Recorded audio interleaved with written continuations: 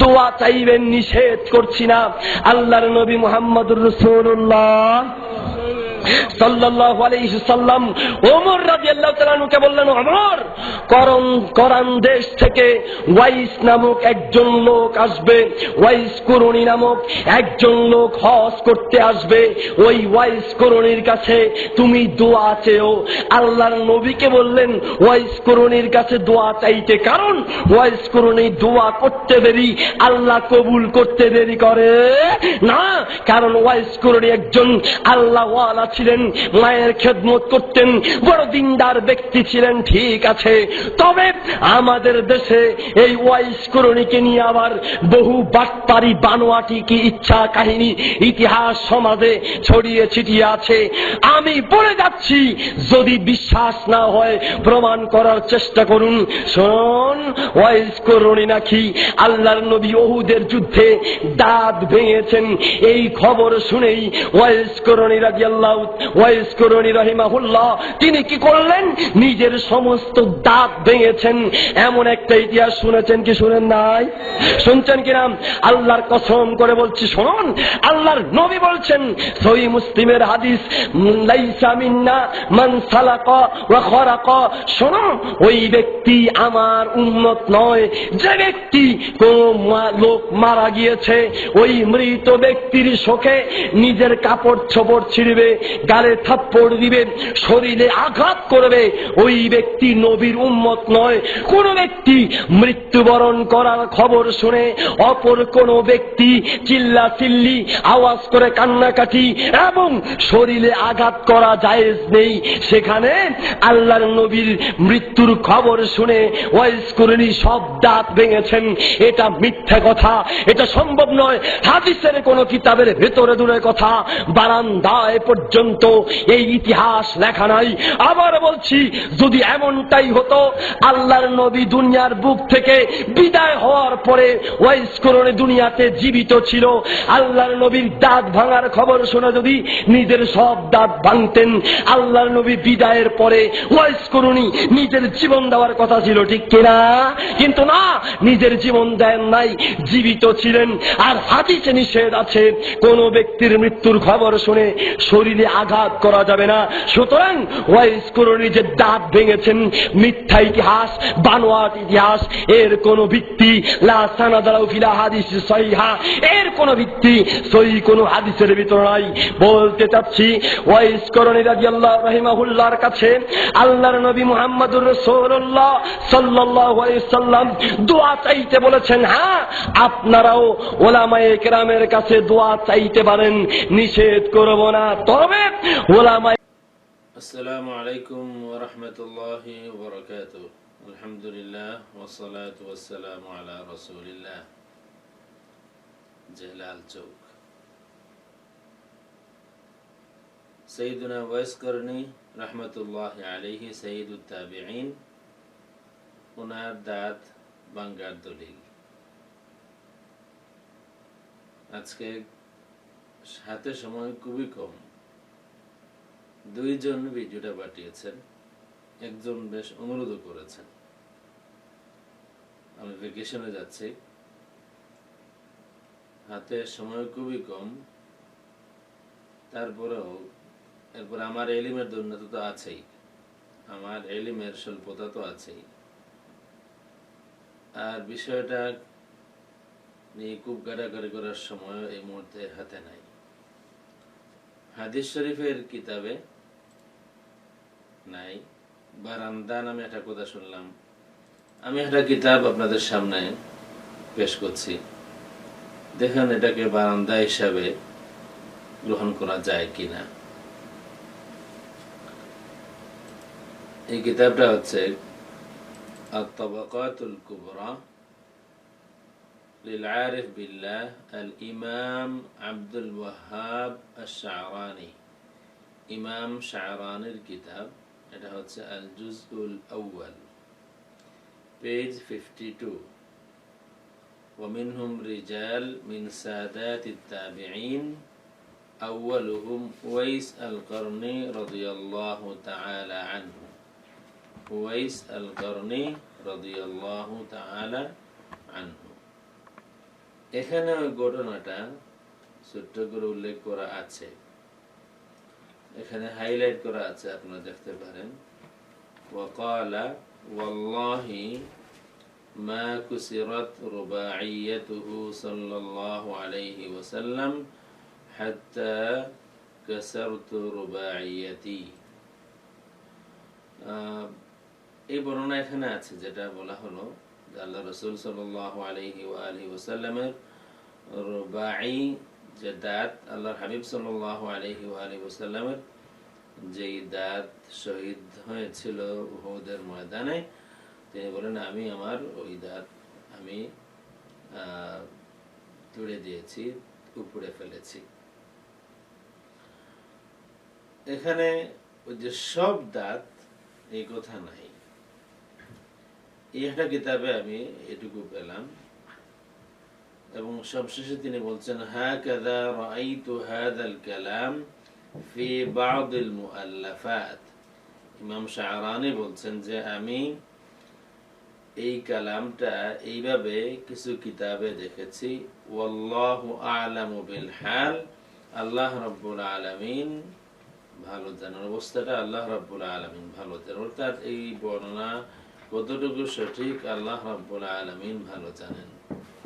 তার মানে খুব শক্ত সনদে কিছু ইমাম শাহরানি পান নাই, কিন্তু বর্ণনা আছে। এটা ঐতিহাসিক বর্ণনা হিসাবে এটাকে ধরে নেওয়া যেতে পারে।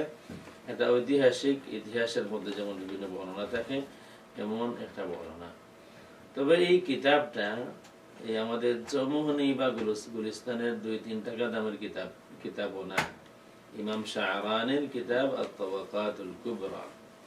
ইমাম শাহরানি একজন ইমাম ছিলেন, ওনার সম্পর্কে আমরা এখানে সামান্য একটু আলোকপাত করেছি। ওনার নাম এখানে আছে আবুল মাওয়াহিব আব্দুল ওয়াহাব ইবনে আহমদ ইবনে আলী আল আনসারি আল মাশহুর بالشعراني العالم الزاهد الفقيه المحدث المصري الشافعي الشاذلي الصوفي يسمونه الصوفية، يسميه الصوفية بالقطب الرباني।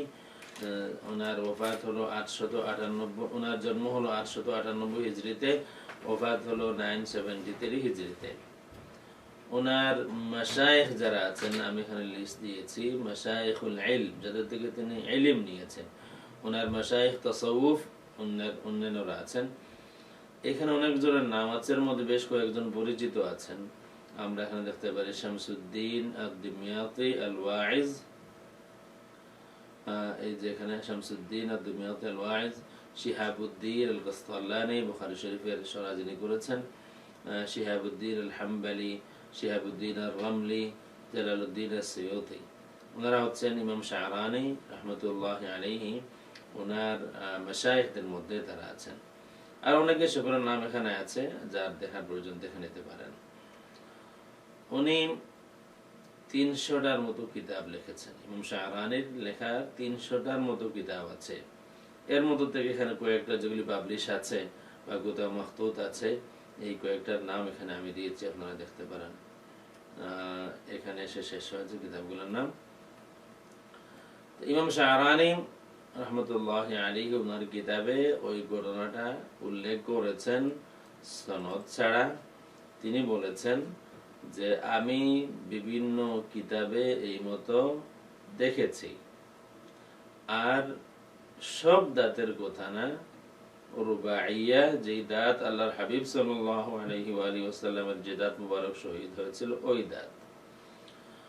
অন্যান্য আমি তো বলেছি আমার ইলমের দন্যতা আছে, আমার ইলমের গরিবী দন্যতা স্বল্পতা আমার আছে, সময়ের অভাব আছে আজকে, আরো কিতাবে থাকতে পারে। এটা একটা ঐতিহাসিক বর্ণনা, সাইয়্যিদুনা ওয়াইস করনী রাদিয়াল্লাহু আনহুর ফজিলতে সহিহ হাদিস আছে। এই ঘটনা ছাড়াও ওটা ছাড়াও সহিহ হাদিস আছে। দুয়ার কথা যেটা এই শাইখ বললেন সেটা তো আছে। আল্লাহর হাবিব সাল্লাল্লাহু আলাইহি ওয়া আলিহি ওয়াসাল্লাম বলেছেন, সহিহ হাদিস তিরমিজি শরীফ সহ বহু কিতাবের মধ্যে আছে, মুসতাদরাক হাকিমে আছে, ইবনে মাজাহতে আছে, মুআজাম আল-কাবীর আল-তাবারানিতে আছে, মুসনাদ ইমাম আহমদ ইবনে হাম্বলে আছে।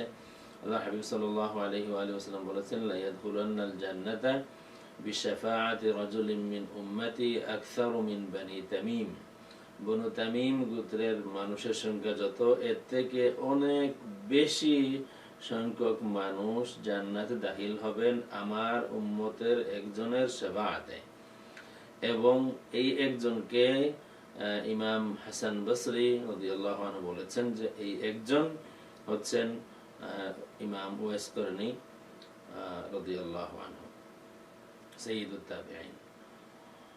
এতটুকু একটা কিতাব আমি দেখাইলাম, এখানে আছে কিছুটা আছে, এবং এটা 2-3 টাকা দামের কিতাব না, একজন ইমামের কিতাব।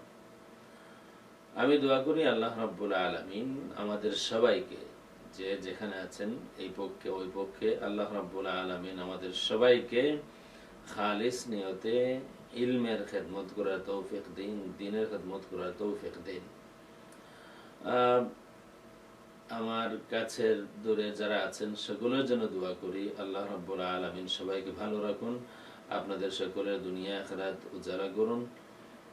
আমি আর একটা আবদার করব, দেশের সর্বস্তরের উলামায়ে কেরাম যারা আছেন, আপনারা বিশ্বের বিভিন্ন দেশের দিকে একটু খেয়াল করে আমাদের দেশে, আমাদের মাতৃভূমি বাংলাদেশে দেশ ও জাতির জন্য আমাদের সম্মিলিতভাবে কিছু করার আছে কিনা, কিছু করা যায় কিনা ঐক্যবদ্ধভাবে। সামনে সময় খুব কঠিন আসার সম্ভাবনা, সামনে কঠিন সময় আসার সম্ভাবনা। বিভিন্ন দেশের দিকে আপনারা নজর করে দেখতে পারেন। আমি গুনাহগার একটা আবদার, তাহলে একটু ভেবে দেখুন যে আমাদের মধ্যে যে ইখতিলাফাত গুলি আছে, ইখতিলাফাত ছিল, আছে, থাকবে, এগুলিকে কিছুটা আমাদের পাশে রেখে যেসব বিষয়ে আমরা একমত আছি, দেশ এবং জাতির কল্যাণে আমরা সম্মিলিতভাবে কিছু করতে পারি কিনা। এই দেশের মানুষের জন্য আপনাদের খেদমত যথেষ্ট আছে, এই দেশের কল্যাণে আপনাদের খেদমত, ইলমি খেদমত, আর বিভিন্ন খেদমত যথেষ্ট আছে। সময় কঠিন, এই জাতি আপনাদের কাছ থেকে আরো অনেক কিছু চায় আমি মনে করি, এবং আপনাদের বুকে দেওয়া সম্ভব। কঠিন যেই সময় আসার সম্ভাবনা, যেভাবে জঙ্গিদের তৎপরতা বাড়ছে, কঠিন সময় আসার সম্ভাবনা, যদি ওই সময় এসে যায় তখন কারো খানকা থাকবে না, কারো খানকা থাকবে না, কে ডানে আর কে বামে এটা দেখা হবে না। অন্তত এই দুনিয়ার বিভিন্ন দেশের ইতিহাস তাই বলে, নিজের অস্তিত্ব রক্ষার জন্য হলেও, আকীদা বিশ্বাসকে সমুন্নত রাখার জন্য হলেও, এই জাতি এবং এই দেশের কল্যাণের জন্য হলেও আমাদের সকলের সম্মিলিতভাবে কিছু করার সুযোগ করা যায় কিনা একটু আপনারা ভেবে দেখবেন। এই আবদার আমি গুনাহগারের আপনাদের কাছে। আল্লাহ রাব্বুল আলামিন আপনাদের সবাইকে ভালো রাখুন, নিরাপদে রাখুন। আল্লাহ রাব্বুল আলামিন আপনাদের সবাইকে ভালো রাখুন, নিরাপদে রাখুন। যেই হামলাটা, যে আক্রমণটা আসার সম্ভাবনা, সেই আক্রমণ যদি আসে তাহলে আর বাস বিচার হবে না। যারা এই মাযহাব মানেন সকলের উপরে ওই হামলা আসতে পারে। আল্লাহ রাব্বুল আলামিন আমাদের সবাইকে তার দ্বীনের খেদমতের জন্য কবুল করুন, আমিন। ওয়াসসালামু আলাইকুম ওয়া রাহমাতুল্লাহি ওয়া বারাকাতুহু।